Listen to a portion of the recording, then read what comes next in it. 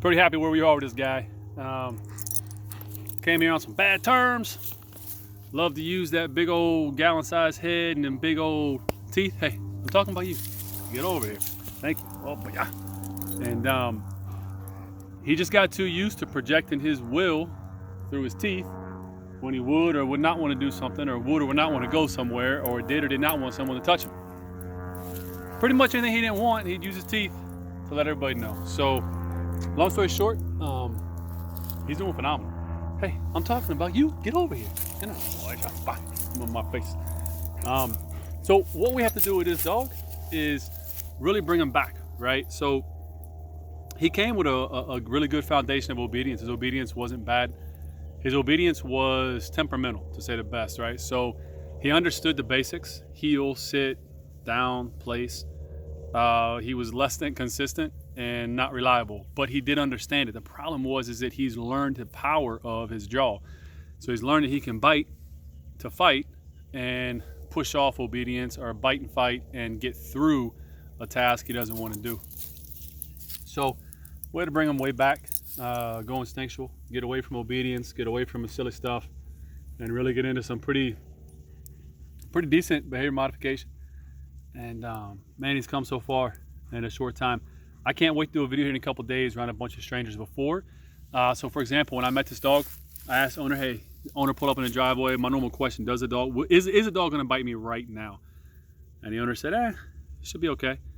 That should have been a red flag. I trusted a little too much. Ultimately, the dog did not bite me, but he pops the door, dog jumps out of the car, runs right to me, jumps up in my chest, kind of chest checks me, barks, makes eye contact, and starts to growl. So while I did not get bit, it was a bad first meeting. And that was kind of that is his intro to people, you know, and come a long way from that. I can promise you, he ain't gonna ever do that here ever again. And he's doing so well, man. But this is not a case of obedience, and this is where people really got to understand what's going on with a lot of these dogs behind the scenes.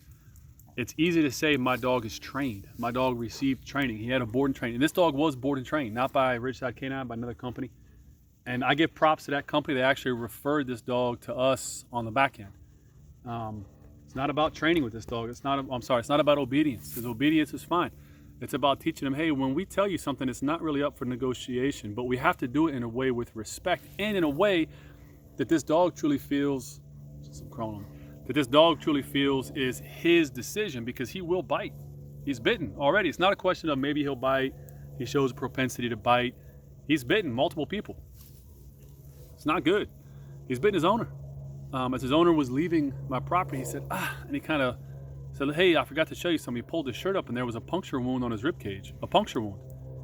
And I was told that the dog hates it when he leaves. So when he goes to leave, the dog will grab hold of his clothing in him and not let him go. And ultimately these things escalate and got bit in the rib cage. Not appropriate, right? It's not acceptable. Okay, now let's go. And anyway, it's a normal day, normal dog, normal situation. But we've been putting a lot of work, a lot of capping, man, a lot of self-control exercises, a lot of non-negotiable requests that, you know, comes down to the dog's going to bite and ultimately get put to sleep, or we can get some control on the dog. You know, what's a better option? But again, control doesn't mean dominate. Doesn't mean, you know, heavy-handed. Control means the dog can be off leash. Control means once we get through the battle, and this dog does battle. This dog will bite you 100%.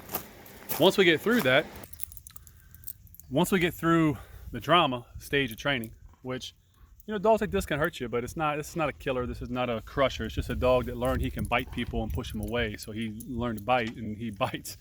But once you get through that, man, the sky's the limit, which is why I hate people give up on dogs like this. They say, well, he's had too many bites to recoup. He's too dog aggressive to recoup. No, he's not. He needs clarity. They don't understand the desired task. So that's it.